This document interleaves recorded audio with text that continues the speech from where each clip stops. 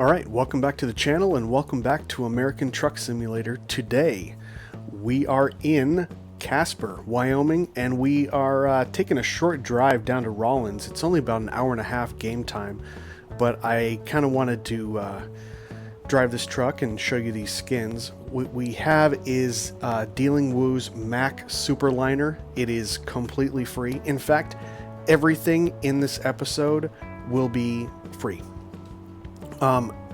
Well, I lied. I am running PNG as the graphics. Besides the graphics, everything else is free. Dielingwu Mack Superliner is free. What I have on here is the SCS box truck. It's the 53 footer.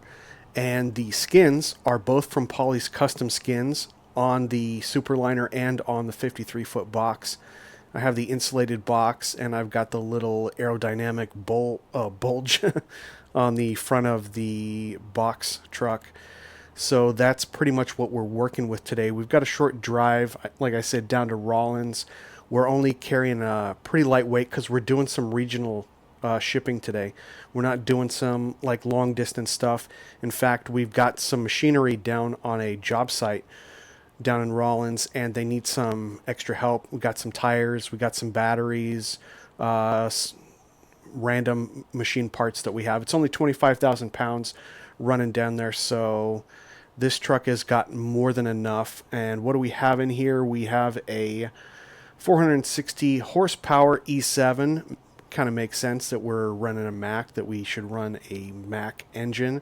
This is the E7 by Steel Productions, and we are running a 13-speed Mack transmission, complements of Fury 6. So the truck is free. The trailer's obviously free. It's SCS. The skins are free. The engine is free. The transmission is free.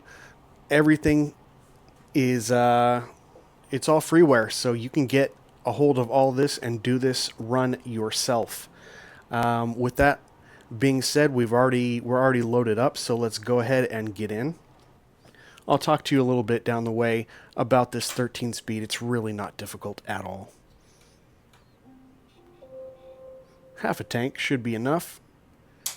Get the windows down. And we'll get her cranked over.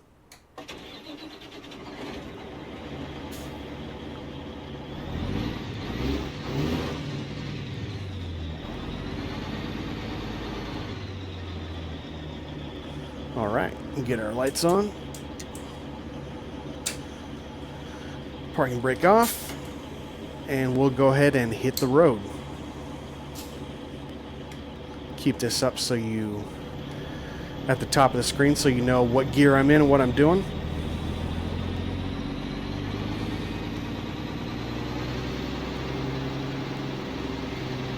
So basically what we have here with this 13 speed, it's basically a 10 speed. If you know a 10 speed pattern, 5 speed on the low end, and use the range to get into the top 5. So that's basically what we're doing. But I'm doing all that with the splitter forward, if you can see here in the camera. If the splitter is back, then that gets you 3 lower gears. So you're just dealing with a 10 speed with 3 lower gears. And that's pretty much the whole pattern for it. Pretty simple, but a nice little variation. It's obviously been adapted, because normally this would be done with a Mack shifter, and I currently don't have one of those, though I am looking forward to obtaining one pretty soon. I will let you know the details. Kind of, that'd be kind of cool. I love this site, all the giant tires and all the tractors and everything.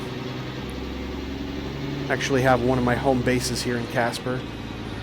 So I actually end up doing a lot of deliveries here, and get quite a few deliveries actually, especially if you've got a flatbed or a step deck or a lowboy. But today we're obviously rocking the insulated box so we can get the dual cat skins. Pauly, good job, nice mix. The colors are like perfect on. Gotta love it. Which way are we going? We're going left. So I don't even have to really use the low gears today, so my splitter's forward. I'm going to start in, I guess what would, they're calling it 4, because if you have 3 low gears, technically your next gear would be 4. I might redo that to rename them to be like low 1 through 3, and then have 1 through 10, because I'm more familiar with a 10 speed. And that just makes it a little bit less confusing for me.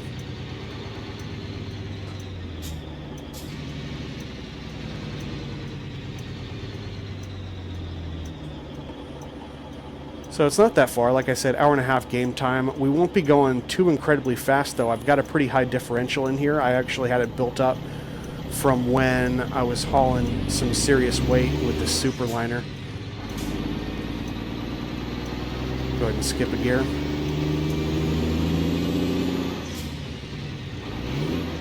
Oh, there we go.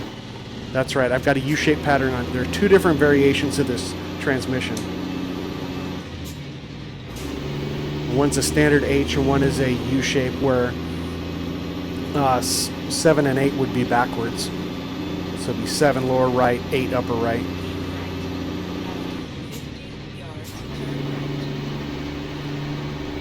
I mean, we're already up in 10 of 13 and we haven't even hit 30 miles an hour, so we're set to kind of heavy haul today, but we're mixing it up a little bit so that we can get this local delivery. We really just got to get these parts to the job site, otherwise we're going to be in big trouble.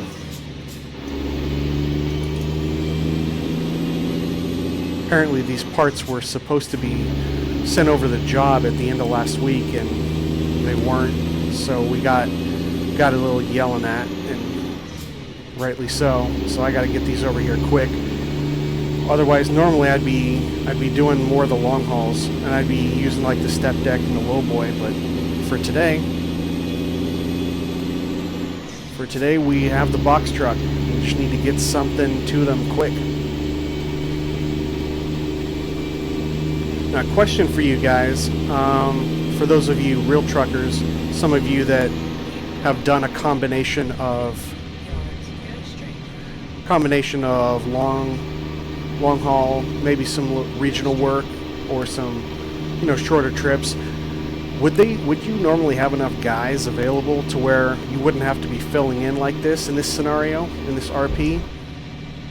Or would you, guys that are always doing short runs and guys that are always doing long runs, do you ever have it so that you have to get a setup and a driver who's usually set up for long haul to do short runs like this, like in emergencies, or is this RP just a little bit too unrealistic? Let me get the windows up.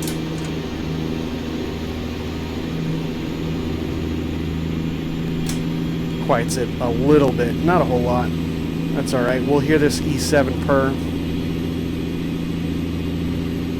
Yeah, even with, I think I have like a 4.1 differential. Even with the 4.1 differential, I've got enough horsepower. I can get up to speed just fine. I'm out of gears. I am out of gears. I've actually run this, this is a fairly new transmission pattern, probably in the last couple months, from Fury 6, and I've run it a couple times, but I've run it with lower horsepower engines, so usually I'm struggling to get it up to speed. And if I really wanted to lay it down, I could probably get it up to 70, but I'm just going to keep the tack at about 1700. Don't want to overdo the engine too much. Technically, with a Mack engine, I could probably have it idle around 1500. Or not idle, but probably take it up to about 1500. Because it actually has power through, with this engine, it has power through 1200 RPMs. Looking up at the map there. So if this looks a little bit familiar for those of you that don't have the Superliner, it is set up and based on the Mack R from Harvan. Got a few more gauges, got a squared off hood. Let's hear that, Jake. But also, for whatever reason, they don't allow you to have the iPad-sized GPS there on the dash. Maybe it's because of those extra gauges. Probably answered my own question right there. So I got to keep tilting up. I guess I could put it in the lower right. Sometimes it just ends up blocking your view. And I did throw on the hood mirrors for this one because I've been driving the Mack R a lot. I put those hood mirrors on, and I know they look a little ridiculous, but especially for videos when I can see who's in my blind spot and not have to turn over to the mirror, it's a lot less jerky for you guys. So it's more of a functional thing, although I can definitely see myself getting in a habit of putting those type of mirrors on everything now, so I don't have to move my head much at all. Like I already don't have to be lazy enough. I'm already sitting here driving a fake truck. And we're already in Rawlins, pulling into town. Nice short trip. Let's get out and see what we can crash into. Yeah, if you haven't already, definitely recommend getting the Superliner, especially because it doesn't cost you anything.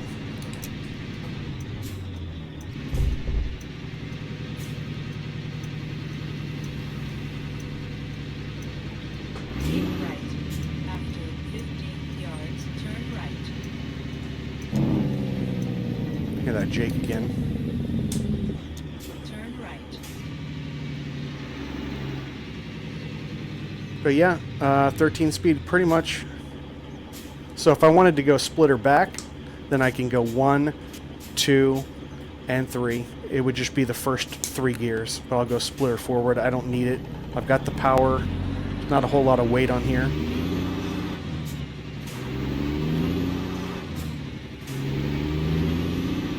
It was a pretty quick drive, and I'm sure pretty much everyone on the job site's going to be happy about that. Go straight.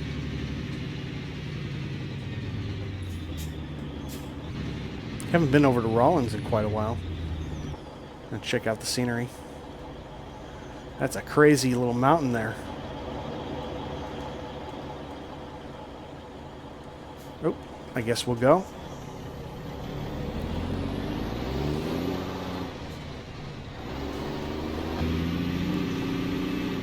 We're turning up ahead in just a few. I guess she'll tell us.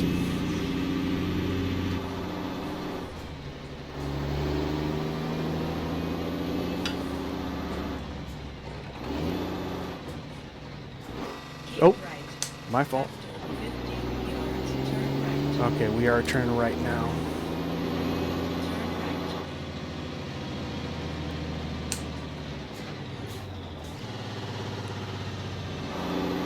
It's kind of hard to see that when I'm in third person. I'm so horrible at it. I'm practicing. I'm trying to get better at it, but it's just not my thing.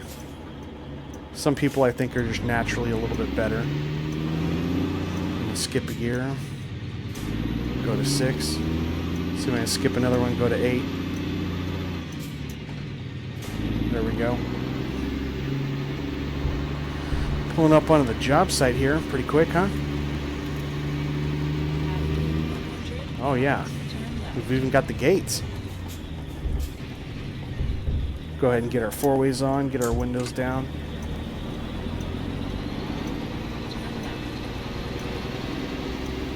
I'm going to pull in here to the left.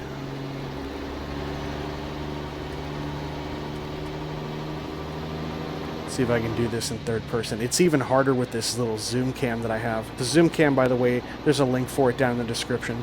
You can check it out. Helps you get a little bit tighter on the truck. Makes it a little bit more cinematic.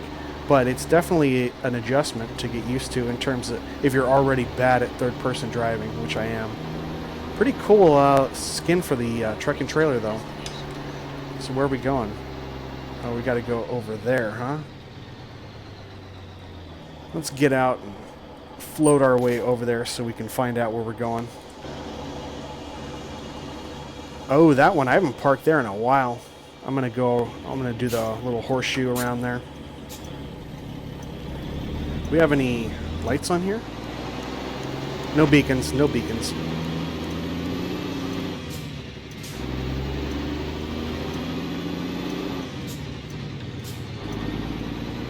Probably shouldn't be going that fast. Probably hold us, especially with this bump. Boom. Probably keep it to 10 miles an hour on a job site, huh? But looks like these guys got a couple tractors that are not working. Looks like this guy's the only one doing something. Might need some reinforcements, not just in machinery, maybe in people too. Oh, look. We got 3 or 4 tractors that look like they need attending to. They're not doing anything. No wonder they're mad. Because then that puts them behind schedule. And that ends up costing them money in the long run. So I don't blame them. Just wish we could have got over here a little sooner to drop this off. See if we can nail this parking. Good luck with that.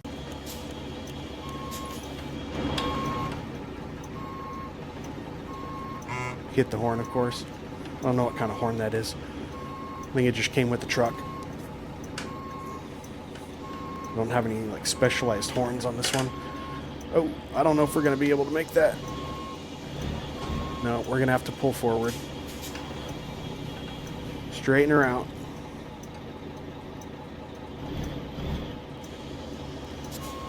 Crank her back the other way. Watch for that line. Looking pretty good. Now I just got to straighten her out.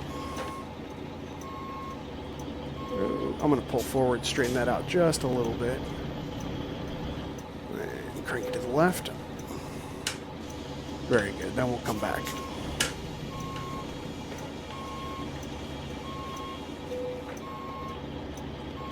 There. Happy with that. Definitely happy with that. Parking brake on. Get the windows up. Keep the 4-ways on. Parking lights only.